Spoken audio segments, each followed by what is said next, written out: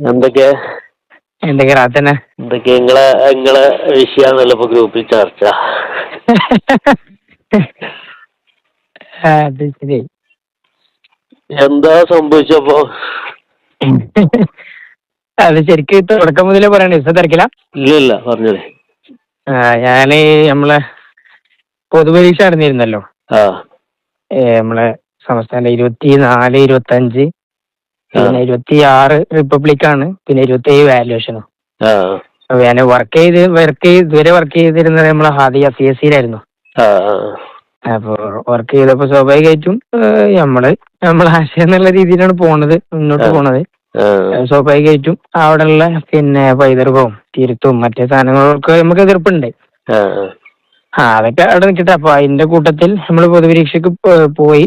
അത് 24-ാം തീയതി രാത്രി നമ്മള് KK ഹസ്രത്ത്, അതുപോലെ തന്നെ നമ്മളെ താനൂര്, ഇവിടൊക്കെ ഒന്ന് പോകാന്നുള്ള രീതിയിൽ നമ്മൾ ആഷിഫ് സനായിന്റെ കൂടെയാണ് ഇറങ്ങേണ്ടത് അന്ന് രാത്രി. അപ്പൊ അങ്ങനെ ഏതായാലും അപ്പൊ അതിന്റെ മുമ്പ് അഥവാ അതിന് പൊതുപരീക്ഷക്ക് വേറെ ആരെങ്കിലും കിട്ടുകയാണെങ്കിൽ സിയാറത്ത് എന്നുള്ള പ്ലാൻ ഉണ്ട്. പക്ഷെ എന്തായാലും അന്നേതായാലും പൊതുപരീക്ഷ ഡ്യൂട്ടി കഴിഞ്ഞ് ശനിയാഴ്ച ഒരു 3 ടൈമിൽ എക്സാം ഉണ്ടല്ലോ. വൈകുന്നേരം കഴിഞ്ഞ് റിഫ്രഷ് സിയാറത്തൊക്കെ ഒന്ന് ചെയ്യാം. ഏതായാലും 100-ാം വാർഷികമല്ല. അപ്പൊ നമ്മളെ പ്രസിഡന്റിന്റെ അടുത്തുള്ള ഒരു സിയാറത്ത് എന്നുള്ള രീതിയിലാണ് ഇറങ്ങേണ്ടത്. അപ്പൊ ഇറങ്ങി താനൂര് പിന്നെ എത്തിയ സമയത്ത് ഇവരെന്ത് ചെയ്ത്, താനൂര് പിന്നെ ആഷിഫ് സനായിനെ കണ്ട സമയത്ത് ഇവർക്ക് സ്വാഭാവികമായിട്ടും ഒരു ചൊടി കയറിയിട്ടുണ്ടാവും. അപ്പൊ 1-2 ഇതുകളൊക്കെ കണ്ടിരുന്നു. അത് കഴിഞ്ഞ് എങ്ങനെയായാലും ആഷിഫ് സനായി FB-യിൽ പോസ്റ്റ് ചെയ്താണ്. പിന്നെന്ത് നമ്മളെ താനൂര് പിന്നെ പാങ്ങിൽ അഹമ്മദ് കുട്ടി മുസ്ലിയാർ ലൈബ്രറി കുത്തുബ്ഖാന സന്ദർശിച്ചു എന്ന് പറഞ്ഞിട്ട്. അപ്പോ ഇതിന്റെ സ്ക്രീൻഷോട്ട് അവിടെയുള്ള ഏതൊരു ഉദവിക്ക് സലാമുദവിക്കോ ആർക്കോ അയച്ചിട്ട് പിന്നെ ആരാണ് ഇവനെ അങ്ങോട്ട് കയറ്റിയത്, പിന്നെ ആരെ കൂടെയാണ് വന്നിരുന്നത് എന്നുള്ള അന്വേഷണം അങ്ങനെ ലിങ്ക് ആയതാ തോന്നുന്നുണ്ട്. ഏതായാലും ചൊവ്വ വാല്യുവേഷനും കഴിഞ്ഞ് ബുധനാഴ്ച ഞാന് അവിടെ CSCയിൽ എത്തിയ സമയത്ത് എന്നോട് ചോദിച്ച് കാര്യങ്ങള്. പിന്നെ എന്തൊക്കെയാണ് അവിടെ സാധാരണ നടക്കുന്ന പിന്നെ റിസൾട്ട്, അതേപോലെ തന്നെ കാര്യങ്ങൾക്കൊക്കെ ഡാറ്റ ഒക്കെ ഞാനാണ് കൈകാര്യം ചെയ്യാറുള്ളത് ഇടക്കിടക്ക് നമ്മളെ കൊണ്ട് ചെയ്യാൻ കഴിയുന്നതൊക്കെ. അപ്പൊ ഒരു ഡാറ്റന്റെ മീറ്റിംഗ് ഉണ്ടെന്ന് പറഞ്ഞിട്ടാണ് എന്നെ വിളിച്ചത്. ഒരു 9 മണിക്ക് വിളിച്ചു. 9 സംതിങ്ങിനാണ് അവിടെ ഡ്യൂട്ടി ടൈം തുടങ്ങല്. അപ്പൊ വിളിച്ചിട്ട് പിന്നെ എന്നോട് എന്തൊക്കെയാണ് കാര്യങ്ങള്, പിന്നെ അപ്പൊ ഞാന് അഥവാ ഇനി പൊതുപരീക്ഷ ഇല്ലാന്നുണ്ടെങ്കിൽ സിയാറത്ത് എന്നുള്ള വിചാരിച്ചിരുന്നല്ലോ. അപ്പൊ സിയാറത്തിന് പോയിരുന്നോ മറ്റേ രീതിയിൽ 4-5 ആളുകൾ കൂടിയാ ചോദിക്കണേ. അപ്പൊ സ്വാഭാവികമായിട്ടും കാര്യങ്ങളൊക്കെ ഇങ്ങനെ ചോദിച്ചതിന് ശേഷം ഇവരിങ്ങനെ എത്തി ആരെ കൂടെയാണ് പോയിരുന്നത്. ഓക്കെ, അപ്പൊ എനിക്ക് പിന്നെ ഇവരെ മുമ്പ് പരിചയമുണ്ടോ, അങ്ങനെ ആ രീതിയിൽ ഇങ്ങനെ ചോദിച്ച് ലാസ്റ്റ് എന്ത് ചെയ്തു, പിന്നെ വിഷയങ്ങള് എന്താണ് ഈ സമയത്തുള്ള നിലപാട് എന്താണ്, എനിക്ക് മൊത്തത്തിൽ ഷജറ നിലപാട് തന്നെയാണോ എനിക്കുള്ളത്, ആ രീതിയിലുള്ള വിഷയങ്ങളൊക്കെ ചോദിച്ചതിന് ശേഷം മൊബൈൽ ഫോണ് ഓലെ കയ്യിൽ കിട്ടി. മൊബൈൽ എങ്ങനെ കിട്ടിയത്? മൊബൈൽ കിട്ടിയാൽ ഇവർ 5 ആളുണ്ട്. ഞാനൊരാളും 5 ആളും ഒരു റൂമിൽ അടച്ചിട്ട് റൂമിലാണെങ്കിൽ പിന്നെ ഞാൻ എന്താ പോയ അവസ്ഥ. മൊബൈൽ നിങ്ങൾക്കൊന്ന് വാങ്ങിയോല്? അതെ. ശരിക്കും അങ്ങനെ വാങ്ങാൻ പാടില്ലല്ലോ ഒരാളെ മൊബൈല്. പ്രൈവസിയിലേക്കുള്ള കടന്നു കയറ്റാണ്. മാത്രല്ല ഫോണ് മൊത്തം ചെക്ക് ചെയ്യാണ്. അപ്പൊ ഫസ്റ്റ് തന്നെ പോലീസുകാർക്ക് പോലും പെർമിഷൻ ഇല്ലാത്ത സംഗതിയാ. കോടതിന്റെ നിർദ്ദേശം വേണം. അപ്പൊ ഇവരെന്ത് ചെയ്തു, പിന്നെ ഫോണ് ചെക്ക് ചെയ്യുന്ന പറഞ്ഞാല് ഫസ്റ്റ് ആഷിഫ് സനായിന്റെ ഇത് നോക്കിയിട്ട് കാര്യങ്ങള് ഓരോന്ന് എന്താണ്, പിന്നെ ആഷിഫ് സനായി അയച്ച മെസ്സേജിൽ എന്തെങ്കിലും പിന്നെ ഞമ്മക്ക് പിന്നെ പറ്റാത്ത സാധനങ്ങൾ ഉണ്ടാകാൻ സാധ്യതയുണ്ടോ, അല്ലെങ്കിൽ ഷജറ കണ്ടന്റുകൾ മെസ്സേജുകൾ ഉണ്ടാകാൻ സാധ്യത ഉണ്ടോ. അപ്പൊ ഞാന് പിന്നെ ആ രീതിയിൽ ഫോണ് ഓരോന്നിങ്ങനെ ഓരോന്നിങ്ങനെ നോക്കി. അപ്പൊ സ്വാഭാവികമായിട്ട് ഇപ്പോഴത്തെ വിഷയത്തിലുള്ള ഞമ്മക്ക് പറ്റാത്ത ഒരുപാട് വിഷയങ്ങളുണ്ടല്ലോ. അപ്പൊ ആ വിഷയങ്ങളിലൊക്കെ ഉള്ള പിന്നെ FB-യിലുള്ള കണ്ടന്റുകൾ, അതുപോലെ തന്നെ പൈതൃക വിഷയത്തിൽ നമ്മളെ ഇതിലൊക്കെ വന്ന ആഷിഫ് സനായിന്റെ സാധനങ്ങൾ അത് ആ രീതിയിലൊക്കെ അങ്ങോട്ട് അയച്ചുകൊണ്ട് പിന്നെ അതേപോലെ തന്നെ ഓല് കണ്ട കൂട്ടത്തില് നമ്മുടെ തഹയ്യക്ക് വേണ്ടി ഉദവികൾ കുറച്ചാളുകൾ പൈസ, കുറച്ച് വലിയ സംഖ്യ ഒന്നുമല്ല, ചെറിയൊരു സംഖ്യ കൊടുത്തിരുന്നല്ലോ. അപ്പൊ അത് ഇവരെ ചൊടിപ്പിച്ചു. അതേപോലെ തന്നെ സമാന മനസ്കരായ ഉദവികളുടെ ഗ്രൂപ്പ് ഇവരെ ചൊടിപ്പിച്ചു. അങ്ങനെ ആ രീതിയിൽ ഇങ്ങനെ ഇതാക്കി. ഏതായാലും ഒരു 9 മണി മുതൽ ഒരു 3:30-4 മണി വരെ ചോദ്യം ചെയ്യൽ തന്നെ ആയിരുന്നു. അപ്പൊ ഫോണ് കയ്യിലുണ്ട്. ഫോണ് പിന്നെ എന്റെ കയ്യിൽ ഫോണില്ല, ഒക്കെ ഫുള്ള് വല കയ്യിലാണ്. അപ്പൊ ഉമ്മ അങ്ങനെ ഇടക്കിടക്ക് വിളിക്കണ്ട്. ഉമ്മക്ക് കണക്ട് ചെയ്യാൻ കഴിയണില്ല. ഉമ്മ ഇടക്കിടക്ക് വിളിക്കണായതുകൊണ്ട് ഉമ്മ അതായതാണ്. ഏതായാലും ഒരു വൈകുന്നേരത്തോടു കൂടെ പിന്നെ ദാറുദ്ദീൽ പോയി. ദാറുദ്ദീല് പിന്നെ ബാദി ഉസ്താനും ഷാഫിയാജിനൊക്കെ കണ്ടു. അപ്പൊ വരും ഈ വിഷയങ്ങളൊക്കെ ചോദിച്ചു. പിന്നെ വിഷയങ്ങൾ ചോദിച്ചതിന് ശേഷം സനത് ഹാജരാക്കാൻ വേണ്ടി പറഞ്ഞ്. അപ്പോ സനത് ഹാജരാക്കാൻ വേണ്ടി പറഞ്ഞ കൂട്ടത്തില് എന്താ ഇത് വിഷയങ്ങള് പിന്നെ ഇപ്പൊ കൊണ്ടുവരാൻ പറ്റുമെന്ന് ചോദിച്ച്. രാത്രി ആയിരുന്നു, ഒരു 6:30 സമയമൊക്കെ ആയിരുന്നു, മഗ്‌രിബ് ബാങ്ക് കൊടുക്കാനാണ്. അപ്പൊ എന്നോട് ഞാൻ പറഞ്ഞ് സന്നദ്ധ ഇപ്പൊ കൊണ്ടുവരാൻ എനിക്ക് കഴിയില്ല, കാരണം ഞാൻ അങ്ങോട്ട് തിരിച്ചെത്തണ്ടേ. അപ്പൊ എന്നാല് ഉപ്പാനോട് പിന്നെ കൊണ്ടുവരാൻ വേണ്ടിട്ട് പറഞ്ഞ്. അപ്പൊ ആ സമയത്ത് കൊണ്ടുവന്നാൽ എങ്ങനെ എന്താവൂല, അവിടെ എത്തൂല, അങ്ങോട്ട് തിരിച്ചു പോലും നടക്കൂല. അപ്പൊ കഴിയൂലെന്ന് പറഞ്ഞ്. എന്നാലും പിന്നെ ഇവിടെ ഉള്ള ഒരു ഉദവിനെ കണക്ട് ചെയ്തു, ബദ്രുദ്ദുജ എന്ന് പറഞ്ഞിട്ടുള്ള ഒരു ഉദവിനെ കണക്ട് ചെയ്തിട്ട് ഹാരിസ് ഉദവി എന്നെ കൊണ്ട് വിളിപ്പിച്ച്. പിന്നെ പ്രസ് സെക്രട്ടറി ഹാരിസ് ഉദവി മൂപ്പര് വിളിച്ചിട്ട് പറഞ്ഞ് പിന്നെ വീട്ടിലേക്കുള്ള റൂട്ട് പറഞ്ഞു കൊടുക്കണം, എന്നിട്ട് പിന്നെ ബദ്രുദ്ദുജനെ കണക്ട് ചെയ്തിട്ട് ബദ്രുദ്ദുജനോട് ഇവിടെ ലിങ്ക് ചെയ്യാൻ വേണ്ടിട്ട് പറയണം. അപ്പോഴൊക്കെ ഇവരുടെ കൂട്ടത്തിലുണ്ട് ഇന്നട് ദാറുദ്ദീ കൊണ്ടുപോയി. അപ്പൊ ഉമ്മാക്കൊന്ന് വിളിച്ചു പറയാൻ പറഞ്ഞു, ദാറുദ്ദീക്ക് പോവാണെങ്കിൽ എന്റെ ഫോണിക്ക് വിളിക്കണ്ട എന്നുള്ള രീതിയിൽ പറയാൻ വേണ്ടിട്ട് പറഞ്ഞ്. പിന്നെ അങ്ങനെ കഴിഞ്ഞ ഒരു കുറച്ച് ചോദ്യം ചെയ്യലും മറ്റൊക്കെ കഴിഞ്ഞൊരു 9-9:30 ശേഷം ഇങ്ങോട്ട് വന്നു. അപ്പോഴും ഉമ്മാക്ക് ഒരു ഐഡിയ കിട്ടിയില്ല, എന്താ സംഭവം എന്താ നടക്കണമെന്ന് ഐഡിയ കിട്ടിയില്ല. പിറ്റേ ദിവസം ഇതേപോലെ ഇത് കഴിഞ്ഞിട്ട് മദ്രസ ക്ലാസ് കഴിഞ്ഞിട്ട് ഞാൻ എന്ത് ചെയ്ത് പിന്നെ ഇങ്ങോട്ട് ഓഫീസിൽ വരാൻ പറഞ്ഞു. അപ്പോഴും ഇവര് ഉമ്മ വിളിക്കണെന്നൊക്കെ പറയണോ, അവിടെ അല്ല, ഓഫീസിൽ എത്തിയിട്ടില്ല. അങ്ങനെ ആ രീതിയിൽ ഇങ്ങനെ പറഞ്ഞ്. പിന്നെ ഫോണ് അപ്പോഴൊന്നും കിട്ടിയില്ല. ഫോണ് പിന്നെ കിട്ടണം എന്താ വെച്ചാൽ തിങ്കളാഴ്ച വരാൻ വേണ്ടിട്ട് പറഞ്ഞു ഇങ്ങോട്ട്.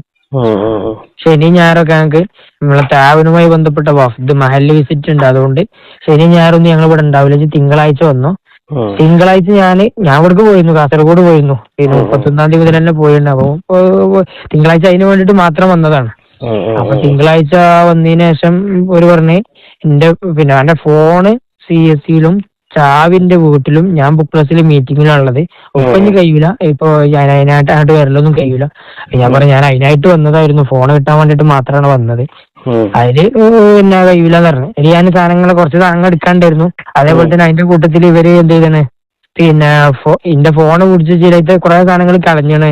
അതേപോലെ തന്നെ ഞാൻ സനത് വാങ്ങിയ സമയത്തുള്ള ഫോട്ടോ ഡിലീറ്റ് ചെയ്തിരുന്നു. അങ്ങനെ കുറെ സാധനങ്ങൾ ഡിലീറ്റ് അടിച്ചാണ്, കുറെ സാധനങ്ങൾ മിസ്സായാണ്. അപ്പൊ ഞാൻ ഏതായാലും പിന്നെ അവിടുത്തെയും കുറെ കാര്യങ്ങൾ, അതായത് സ്റ്റുഡൻസിന്റെ ഡാറ്റ, സ്റ്റുഡൻസിന്റെ റിസൾട്ട് ഒക്കെ ഞാൻ ചെയ്തിരുന്നു. അപ്പൊ ആ ഒരു മൊത്തത്തില് ഡിലീറ്റ് ചെയ്യണ ദേശത്തില് ആരാ ഡിലീറ്റ് അടിച്ചറിയില്ല, ഒരു പോയത്തരം എന്നുള്ള ആൾക്ക് എന്ത് ചെയ്താണ് ഫുള്ള് റിസൾട്ടും ഡിലീറ്റ് അടിച്ചണേ. അതായത് ഇത് വിഷയം വെച്ചിട്ട് റിസൾട്ട് സ്റ്റുഡൻസിന്റെ ഒക്കെ പോവല്ലേ. അപ്പൊ എന്നോട് ചെന്നപ്പോ ഇവിടെ റിസൾട്ട് ഏതൊക്കെയുള്ള അവനാ എന്റെ സാധനം തന്നെ കുറെ പോയിണ്, എവിടേക്കുള്ള എനിക്കറിയില്ല. റിസൾട്ട് ഡിലീറ്റ് അടിച്ചാ പിന്നെ എന്താ ചെയ്യേണ്ടെന്ന് അറിയില്ലല്ലോ, എന്താ പിന്നെ ചെയ്യാ. അതിലെന്തെങ്കിലും കുറച്ച് കഴിഞ്ഞതിന് ശേഷം ഞാൻ സാധനങ്ങളൊക്കെ എടുത്തുകൊണ്ട് എവിടേക്ക് വന്ന് വീട്ടിലേക്ക് വന്ന്. ഒരു 3 മണിക്കാ സമയത്താണ് ഞാൻ, അതായത് ചെമ്മാടുന്ന് കാളികാവ് എത്തണം, ചെമ്മാടല്ല പാണക്കാട് നിന്ന് കാളികാവ് എത്തിയൊരു 3 സമയത്ത് എത്തിയപ്പോഴുണ്ട് എനിക്ക് വിളിക്കണം മൂപ്പര്. ഞാൻ ഇവിടെ എത്തിയണല്ലോ, ഇജ അവിടെ ഉള്ളത്, ഒരു 10 മിനിറ്റിന്റെ ഉള്ളിൽ ഗസ്റ്റ് ലോഞ്ചിക്ക് കുറച്ച് കാര്യങ്ങളൂടെ എന്നോട് പറയാനുണ്ട്, ഒരു 10 മിനിറ്റിന്റെ ഉള്ളിൽ വന്നാൽ എനിക്ക് ഫോൺ തരാറുണ്ട്. ഇവിടെ അപ്പൊ എത്തിയ ഞാൻ 10 മിനിറ്റ് കൊണ്ട് അവിടെ എങ്ങനെ എത്തൂല. അപ്പൊ ഉമ്മ എന്നോട് പറഞ്ഞു, ഇജ് ധൈര്യമായിട്ട് പറഞ്ഞോളാ, ഇജ് എനിക്ക് വരാൻ കഴിയില്ല എന്ന് പറഞ്ഞോളാന്ന് പറഞ്ഞു. അതിനെ ചോദിച്ചിട്ട് ഇപ്പൊ എത്താൻ കഴിയില്ല. അപ്പൊ ഒരു പിന്നെയും ചൂടായി, എന്താ ഇജ് കളിയാക്കാണ്, ഞങ്ങള് കളിയാക്കാണ്, ഇജ് എന്റെ ഗ്യാങ് മൊത്തം എങ്ങനെയാണ് മറ്റേതാണ് ആ രീതിയിലൊക്കെ ഇങ്ങനെ പറഞ്ഞ്. അതിലേതായാലും അപ്പൊ കഴിയില്ലെന്ന് പറഞ്ഞു. പിന്നെ ഇവരെ വിളിച്ചിട്ട് പറഞ്ഞു ഞാനൊരു 5:05 പോകും, ഇജ് അവിടെ എത്തിയെന്ന് ചോദിച്ചു. ഞാൻ പറഞ്ഞു ഞാൻ അപ്പൊ പോന്നിട്ട് ഒരു കാര്യമില്ല, ഞാൻ വന്ന കഴിയില്ലല്ലോ. പിന്നെ കുറച്ച് വേണ്ടി അങ്ങോട്ട് വിളിച്ചു. ഞാൻ ഏതായാലും ഉമ്മാന്റെ വീട്ടിൽ നിന്ന് ഒരാളെ കൂട്ടി വരുന്നുണ്ട്, ഞാന് പിന്നെ ഫോൺ വാങ്ങാനാണല്ലോ, അപ്പൊ എനിക്ക് കഴിഞ്ഞിട്ട് ഏതായാലും പോകുവാണ്, കാസർഗോഡ് തന്നെ പോവുകയാണോ. അപ്പൊ ഞാന് ഏതായാലും ഉമ്മാന്റെ വീട്ടിൽ നിന്ന് ഒരാളെ കൂട്ടിയിട്ട് ഞാൻ വരുന്നുണ്ട്, വീട്ടിലേക്ക് വന്നാൽ മതിയെന്ന് ചോദിച്ചു. അതിന് മുമ്പ് ടൂണ് മാറ്റി, വീട്ടിലേക്കൊന്നും വരണ്ട, നിങ്ങൾ മൊറയൂർക്ക് വന്നാൽ മതി പറഞ്ഞു. ഇവരെ വീട് വാലഞ്ചേരിയാണ്, മൊറയൂര് ഇങ്ങനെ കടക്കിട്ട് വന്നാൽ മതി, അവിടുന്ന് തരാന്ന് പറഞ്ഞു. അതായത് ഫോണ് തന്നപ്പോ പിന്നെ ഫോണിന്റെ പവർ ബട്ടൺ പോയിണ്. പിന്നെ ഏതായാലും കാര്യങ്ങൾ അവിടുന്ന് കുറെ വിഷയങ്ങൾ പറഞ്ഞു, ഇങ്ങനെ എന്നെ ടെർമിനേറ്റ് ചെയ്യാണോ അതോ പോവുകയാണോ മറ്റേതാണോ, അല്ലെങ്കിൽ എന്റെ കഴിഞ്ഞ മാസം തരാനുള്ള സാലറി തരണ്ടെന്നുള്ളതൊന്നും പിന്നെ ചർച്ച ചെയ്യണേ ഉള്ളൂ വിഷയങ്ങൾ ഇതാണ്ട്. ഏതായാലും ഈ വിഷയങ്ങളൊന്നും പുറത്ത് ഒരിക്കലും പറയരുത്, അങ്ങനെയൊക്കെയാണ്. പക്ഷെ അതിന് മുമ്പ് തന്നെ ഓല പിടിച്ചു വെച്ച ബുധനാഴ്ച തന്നെ എന്ത് ചെയ്തിരുന്നു, പിന്നെ കുറെ കാര്യങ്ങളൊക്കെ ഒപ്പിടിച്ചിരുന്നു. അതായത് ഇത് ചെയ്തത് ഈ വിഷയങ്ങളിൽ, കാരണം ഇവിടുത്തെ പല സംഗതികളും പിന്നെ ഈ പുറത്ത് അറിയിച്ചാണ്, വിഷയങ്ങൾ അറിയിച്ചാണ്. മുമ്പ് MLF-ന്റെ പ്രശ്നങ്ങൾ നടന്ന സമയത്ത് പിന്നെ ഇതാണ് വീഡിയോ ചോർത്തിക്കണെന്ന് തോന്നുന്നുണ്ട്, ഇത് തന്നെയാണ് ചെയ്തത്. മുമ്പ് ഇവിടെ ഒരു എന്താ പറയാ ഒരു പെണ്ണിന്റെ വിഷയത്തിൽ പുറത്താക്കപ്പെട്ട ഒരാളുണ്ടായിരുന്നല്ലോ, ആ വിഷയം പിന്നെ ഇജാണ് അറിയിച്ചത്, എല്ലാരും അറിഞ്ഞാണ്. അങ്ങനെയാണ് എല്ലാ കാര്യങ്ങളും ഇജാണ് ചെയ്തത്. അപ്പൊ അങ്ങനെ ഉണ്ടായിക്കണ്. മുമ്പ് ഒരു പെണ്ണ് കേസിന്റെ പേരിൽ ഒരാൾ അവിടുന്ന് പുറത്താക്കിയാണ്, അതും പുറത്തു വിട്ടത് ഇയാളാണെന്ന് ആരോപിക്കണം. എല്ലാരും അത് അറിഞ്ഞിക്കണം. നമ്മൾ ആദ്യമായിട്ട് അറിയാം കേട്ടോ. അത് നിങ്ങൾ എന്നെ അറിയിച്ചെന്ന് നന്നായി. പിന്നെ അതേപോലെ പിന്നെ അവിടെ ചില പരിപാടികളൊക്കെ നടക്കുന്ന സമയത്ത് ഒരു പറ്റ ലോല പരിപാടികൾ ഉണ്ടായാലുണ്ട്. അങ്ങനല്ല, ഓവർ ഉണ്ടാവൂലേ ഒരു അപ്പൊ ആ രീതിയിലുള്ള ഫോട്ടോകളൊക്കെ എന്ത് ചെയ്തിട്ടുണ്ട്. അപ്പൊ അതായത് ഇങ്ങനെ പറ്റ സംസ്ഥാന തൊട്ട് കളിക്കുകയാണെങ്കിൽ പുറത്തു വിടാന്നുള്ള രീതിയിൽ കുട്ടികളൊക്കെ ഉണ്ടാവുമല്ലോ, അത് വെച്ച് കയ്യിൽ വെച്ചത്. അതേപോലെ തന്നെ നമ്മളെ താവിന്റെ സംഭവം ഉണ്ടല്ലോ, താവിനല്ല തഹിയക്ക് വേണ്ടിയിട്ട് നമ്മള് ഇപ്പോ ഇതിന്റെ നമ്പർക്ക്, അതായത് ഉദവികളൊക്കെ കോണ്ടാക്ട് മെസ്സേജ് അയച്ചത്. അതേപോലെ പിന്നെ ഒരു പറയണത് ഈ പൈതൃകത്തിനെതിരെ, അതേപോലെ തന്നെ പിന്നെ നമ്മള് ഇതിന്റെ ആളുകളല്ലേ പാണക്കാട്, അതിനെതിരെ മെസ്സേജ് അയച്ചത്, ആ വിഷയങ്ങളൊക്കെ ഉണ്ട്. അതുകൊണ്ട് ഇത് പിന്നെ ശരിക്കും ഇത് പുറത്തു വരിക മറ്റു വിഷയങ്ങളൊക്കെ വന്നാൽ 7 വർഷം തടവുണ്ടാവും. 7 വർഷം എന്തായാലും പിന്നെ പുറത്തേക്ക് ഇറങ്ങാൻ കഴിയൂല. 7 വർഷം തടവാണ് എന്റെ ശിക്ഷ. ആ രീതിയിലൊക്കെ സംസാരിച്ച് ആർക്കാ തടവ് ഇതിലൊന്നും മനസ്സിലാവേണ്ടത്. ഇപ്പൊ നിങ്ങൾ കേസ് കൊടുത്താല് ആരാ 7 വർഷം 10 വർഷം കിടക്കാന്ന് നമുക്ക് മനസ്സിലാവുന്നുണ്ട്. പിന്നെ അങ്ങനെ ആ വിഷയങ്ങൾ ഇങ്ങനെ പറഞ്ഞ് പിന്നെ കഴിഞ്ഞിട്ട് പോലും ഇത് ഗ്രൂപ്പിൽ പൊട്ടിച്ചു ഉദയപ്രദേശ് ഗ്രൂപ്പില്. പക്ഷെ എനിക്കിത് നോക്കാൻ സമയം കിട്ടുന്ന പിന്നെ സമ്മേളന തിരക്കല്ലേ. അപ്പൊ സമ്മേളനത്തിന്റെ ഒരു 1-2 ദിവസം ക്യാമ്പ് തുടങ്ങി അന്ന് രാത്രി ക്യാമ്പില്, അതായത് ദായി ക്യാമ്പ് ഫസ്റ്റ് 4-ാം തീയതി രാത്രി ഉണ്ട്. കുറെ ആളുകൾ ഉദവികൾ സേവ് ചെയ്തതും സേവ് ചെയ്യാത്ത ആൾക്കാരൊക്കെ മെസ്സേജ് അയക്കണേ. പിന്നെ ഇങ്ങനെ ഉദവികളിൽ നിന്ന് പിന്നെ ആദ്യയിലുണ്ടായിരുന്ന ഒരു ഷജറയെ പൊക്കി ബാക്കി ഉദവികളുടെ ലിസ്റ്റ് പുറത്തു വിടും. പിന്നെ അതേപോലെ ഇന്ന വഞ്ചക ചതിയൻ, അതേപോലെ നമ്മളെ സമാനമസ്കരായ ഉദവികളായ ഒരുപാട് ആളുകളുണ്ടല്ലോ. അപ്പൊ ആ ആളുകൾക്കൊക്കെ മെസ്സേജ് ഇവർ കൊടുക്കണ്ട്, ഇങ്ങനെ ചെയ്തത് മറ്റേ ചെയ്തത് കുറെ കോളേജിൽ മറ്റേ. എനിക്ക് മെസ്സേജ് റീപ്ലൈ കൊടുക്കാൻ പറ്റുമെന്നുണ്ടെങ്കിൽ റീപ്ലൈ അല്ലെങ്കിൽ കൊടുക്കാൻ വിചാരിച്ചിട്ടൊന്നുമില്ല. പക്ഷെ ഫ്രീ അല്ലാത്തതുകൊണ്ടൊന്നും ഞാനൊന്നും മറുപടി ഒന്നും അവിടെ കിട്ടിയില്ല. ഇങ്ങനൊക്കെ ആയിട്ട് ഇവര് പിന്നെ എല്ലാരും കൂട്ടിപ്പിടിക്കണം, ചേർത്ത് പിടിക്കണം എന്നൊക്കെ പുറത്ത് വലിയ വീമ്പ് പറയുന്ന ആളുകളാണല്ലോ. ഉള്ളില് ഇവര് ചെയ്യുന്ന പണികളാണ് ഇതൊക്കെ. അപ്പൊ സ്വാഭാവികമായിട്ടും ഇപ്പൊ എന്താ വെച്ചാല് ഞമ്മക്ക് ഉണ്ടായിരുന്നൊരു പിന്നെ അമർഷവും വിഷമൊക്കെ എന്താ വെച്ചാല് ഇതിന്റെ തുടക്കം മുതലേ നമ്മളെ ഈ ഫൗണ്ടേഷന്റെ ഒരു രൂപീകരണം എന്ന് പറഞ്ഞാല് കുറെ ചർച്ചകൾ അവിടെ കൂടിയതാണ്. അത് ചിലപ്പോ മുമ്പ് അറിഞ്ഞിട്ടുണ്ടാവും നിങ്ങള്. അതായത് മുമ്പ് പിന്നെ ഓരോ ഘട്ടങ്ങളായിട്ട്, അതായത് പിന്നെ SMF-ന്റെ മഹല്ല്, അതായത് SMF-ന്റെ അടുത്താണല്ലോ ഇപ്പൊ ഇതിന്റെ മഹല്ലിന്റെ ഡാറ്റ ഉണ്ടാകുക. അതിൽപ്പെട്ട ഓൽക്ക് അനുകൂലമായ ആളുകളെ ഫിൽറ്റർ ചെയ്ത് മണ്ഡലം, ജില്ല, പിന്നെ വാർഡ് തലത്തിൽ ഫിൽറ്റർ ചെയ്ത് ഓരോ കോയത്തങ്ങൾ പഠനവേദി എന്നുള്ള ഒരു സാധനം രൂപീകരിക്കുന്നു. ആ രൂപീകരിക്കുന്ന സാധനം വെച്ചിട്ട് ഓല് ഓർഡർ ആയിട്ട് എന്ത് ചെയ്യുന്നു, അങ്ങനെ പോയിട്ട് പിന്നൊരു പിടിച്ചാൽ കിട്ടില്ല എന്ന് കണ്ടപ്പോ പിന്നെ പാണക്കാട് ഖാദി ഫൗണ്ടേഷൻ എന്നുള്ള സാധനം രൂപീകരിച്ചു. പിന്നെയാണ് പിന്നെ ഇങ്ങനെ വൈഡായി പിന്നെ ഒരു സ്ട്രെങ്തായി സാധനങ്ങൾ തുടങ്ങണേ. അങ്ങനെയാണ് SMF-ന്റെ സാധനത്തൊക്കെ തന്നെ വരുന്നത്.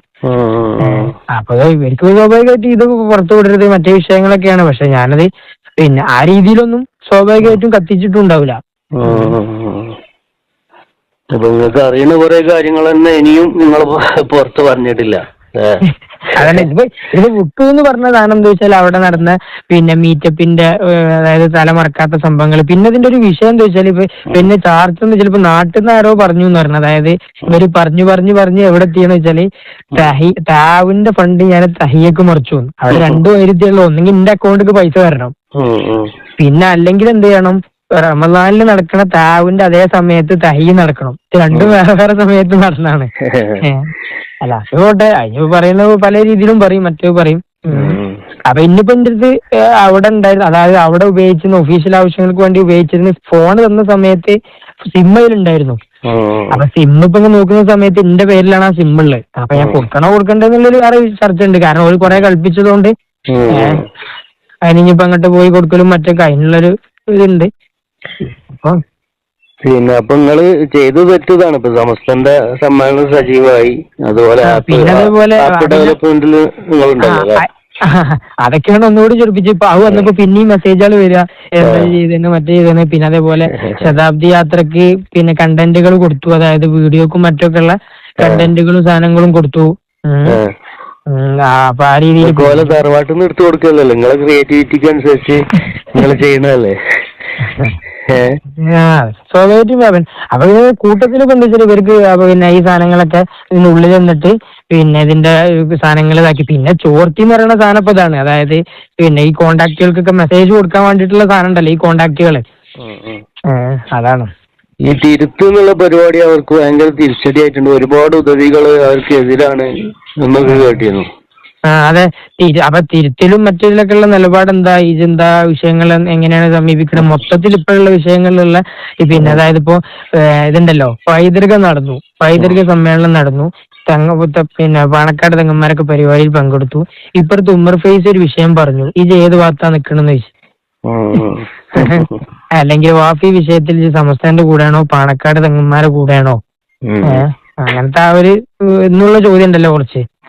പിന്നെ നിങ്ങൾ പൈതൃകത്തിന് പോയിട്ടുണ്ടാവൂല? ഞാൻ പോയില്ല, ഞാൻ അതിന്റെ തൊട്ട് മുമ്പ് ഇങ്ങനെ ഇവിടെ പാസ് ചെയ്ത സമയത്ത് ഓർമ്മിച്ചു പോന്നാണ്. പിന്നെ സമസ്തന്റെ സമ്മേളനത്തിന് പോയും ചെയ്ത്. അതൊക്കെ ശതാബ്ദി യാത്രക്ക് ഞാൻ അതായത് ഞാൻ പരിപാടിയിൽ ഫുൾ പങ്കെടുക്കാനൊക്കെ വിചാരിച്ചിരുന്നു. പക്ഷെ ഞാൻ ഇവിടുന്ന് തന്നെ ചെയ്യാം, കാരണം ചില സാധനങ്ങള് സിസ്റ്റത്തിൽ തന്നെ അയച്ചു കൊടുക്കേണ്ട സാധനം ഉണ്ടാവും, കാരണം ഫോണിന് ക്ലാരിറ്റി കുറയുന്നു വിചാരിച്ചിട്ട് ഞാൻ എന്ത് ചെയ്താണ് പിന്നെ ചില വിഷയങ്ങള് ഇവിടുന്ന് തന്നെ ചെയ്യാം. ഞാൻ മലപ്പുറത്ത് ഒരു പരിപാടിക്ക് മാത്രം ഒരു ഹാഫ് ഡേ എടുത്താണ്. ഇതെന്താ ഹാഫ് ഡേ എടുത്തേ, അപ്പൊ പിന്നെ എനിക്ക് ഇതിനൊക്കെ പ്രവർത്തിച്ചതിന്റെ ഒരു ബാഗ് കിട്ടിയണേ. അപ്പൊ ബാഗ് കിട്ടിയോണ്ട് എനിക്ക് ഒരു പിന്നെ ഇതായിട്ട് തന്ന സാധനങ്ങൾ കുറെ ഉണ്ടല്ലേ, എനിക്ക് ലാപ്പ് കിട്ടിയെന്നേ, അല്ല ബാഗ് കിട്ടിയെന്നില്ലേ, മറ്റേ കിട്ടിയെന്നില്ലേ, എനിക്കിപ്പത്തെ പ്രശ്നത്തുള്ളേ. പിന്നെ അതിനുശേഷം പിന്നെ എനിക്ക് വേറെ എന്തെങ്കിലും തന്നണോ, ഫണ്ട് എനിക്ക് എന്തെങ്കിലും തന്നണോ, എനിക്ക് തരാൻ സാധ്യത ഉണ്ടല്ലോ. അപ്പൊ ഞാന് ഷാഫിയാജിനെ കണ്ടതിന് ശേഷം ഫസ്റ്റ് ഓലൊന്ന് കണ്ടു, പിന്നെ ഞാനൊന്ന് കയറിയിട്ട് തന്നെ കണ്ടു. അപ്പൊ ഇറങ്ങിയപ്പോത്തിന് പിന്നെ തിരിച്ചു പോന്നപ്പോ കാറിന്ന് ഓലിഞ്ഞോട് പറയണെന്ന് വെച്ചാല് എനിക്ക് എന്റെ അടുത്തുള്ള ഫോണ് പിന്നെ ഇവര് വാങ്ങി തന്നതാണല്ലേ. എവിടെ അപ്പൊ ഒരു കോലത്തേക്ക് ആയാണ്. എന്താ ചെയ്യാ, സമസ്തക്ക് നേരെ വിലങ്ങായിട്ട് ഒരു ഗ്യാങ് ആയിട്ട് പ്രവർത്തിക്കല്ലേ.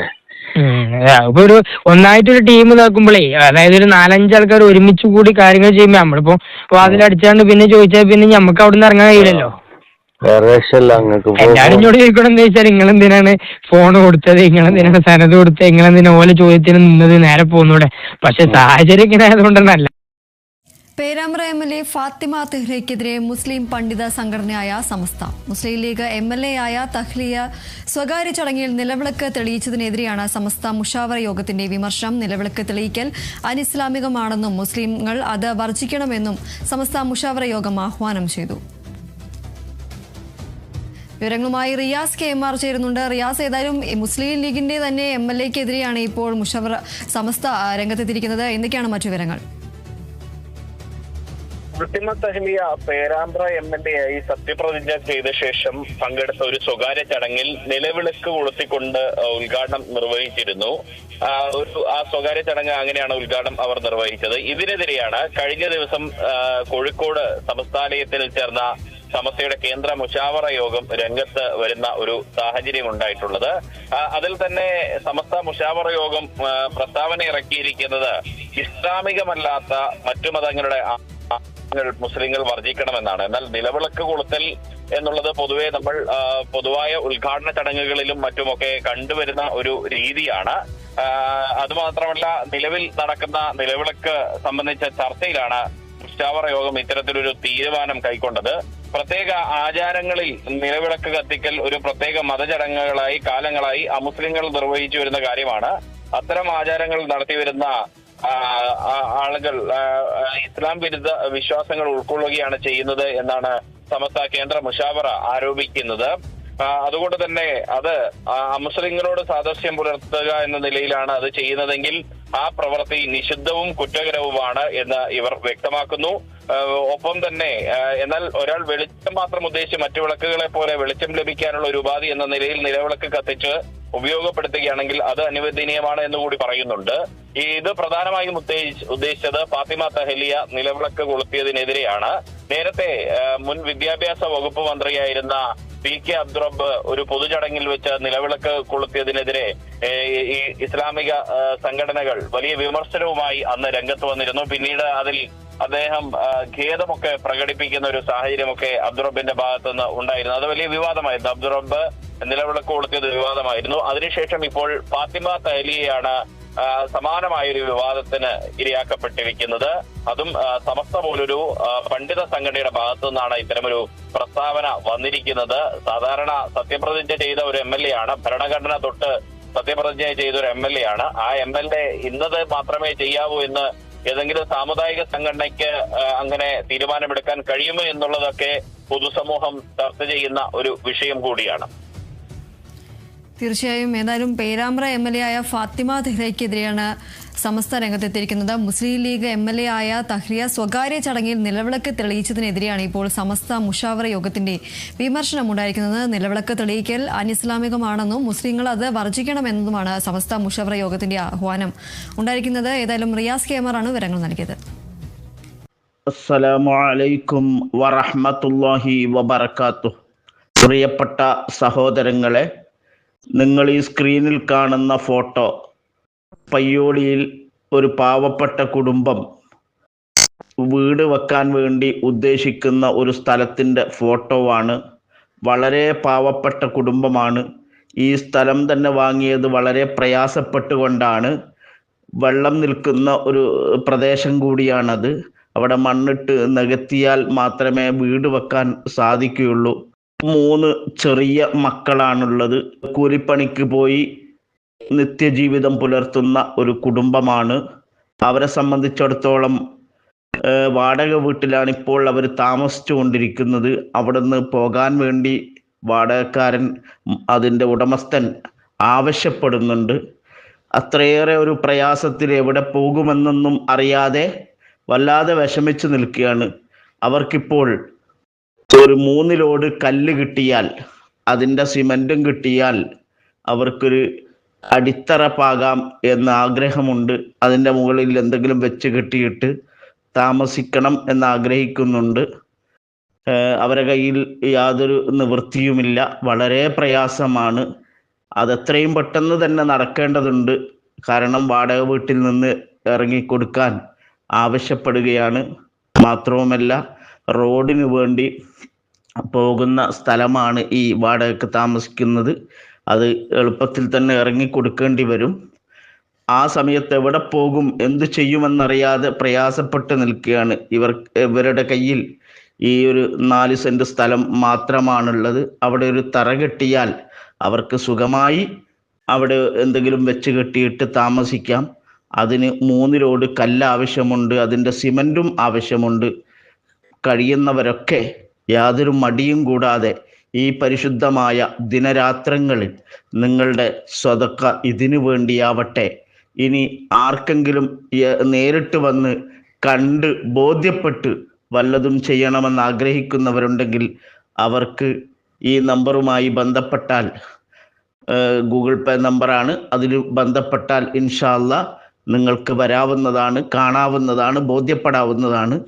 വളരെ പ്രയാസം അനുഭവിക്കുന്ന കുടുംബമായതുകൊണ്ട് തന്നെ നിങ്ങളുടെ അകമഴിഞ്ഞ സഹായം ഈ വിശുദ്ധമായ ബലിപെരുന്നാൾ കഴിയുന്നതോടുകൂടി തറയുടെ പണി നടത്താൻ ആവശ്യമായ എല്ലാ സഹായ സഹകരണങ്ങളും, അത് കല്ലായോ പണമായോ സിമൻ്റായോ എങ്ങനെയാണോ നിങ്ങളെ കൊണ്ട് സാധിക്കുക അതൊക്കെ ചെയ്ത് ഈ പാവപ്പെട്ട കുടുംബത്തെ സന്തോഷിപ്പിച്ച് രക്ഷപ്പെടുത്തണമെന്ന് വിനയപുരസരം അഭ്യർത്ഥിക്കുകയാണ്. സഹായിക്കുന്ന എല്ലാവർക്കും അള്ളാഹു അർഹമായ പ്രതിഫലം നൽകട്ടെ. ഇൻഷാ അല്ലാഹ് എല്ലാ വേദികളിൽ വെച്ചും എല്ലാ നല്ല സദസ്സുകളിൽ വെച്ചും നിങ്ങൾക്ക് പ്രത്യേകം ദുആ ഉണ്ടായിരിക്കും എന്ന് ഉണർത്തി വിനീതൻ അബൂഹിബ അഷ്റഫി പയ്യോളി. അസ്സലാമു അലൈക്കും വറഹ്മത്തുള്ളാഹി. ഇത്തരം വാർത്തകളും വിശേഷങ്ങളും അറിയാൻ ഞങ്ങളുടെ ചാനൽ ഉടൻ തന്നെ സബ്സ്ക്രൈബ് ചെയ്യുക, ലൈക്ക് ചെയ്യുക, ഷെയർ ചെയ്യുക. ജനങ്ങളിലേക്ക് എത്തിക്കണമെന്ന് നിങ്ങൾ ആഗ്രഹിക്കുന്ന വാർത്തകളും വിശേഷങ്ങളും പ്രമുഖരുടെ പ്രഭാഷണങ്ങളും ഞങ്ങളുടെ വാട്സപ്പ് നമ്പറിലേക്ക് അയച്ചു തരിക. നന്മ വളരട്ടെ, തിന്മക്കെതിരെ നമുക്ക് ഒരുമിച്ച് നിൽക്കാം.